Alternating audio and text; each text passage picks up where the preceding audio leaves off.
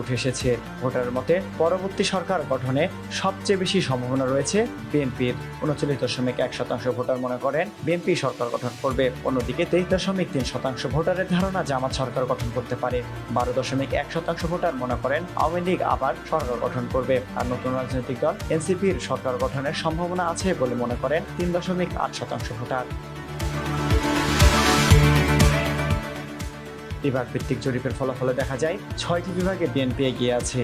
অন্যদিকে রংপুর বিভাগে জামাত, বরিশাল বিভাগে আওয়ামী লীগ এবং চট্টগ্রাম বিভাগে এনসিপি এগিয়ে আছে। এই জরিপ দেশের বর্তমান রাজনৈতিক পরিস্থিতি এবং আসন্ন নির্বাচনকে ঘিরে জনমতে কী ধরনের ভাবনা কাজ করছে তার একটি চিত্র তুলে ধরেছে।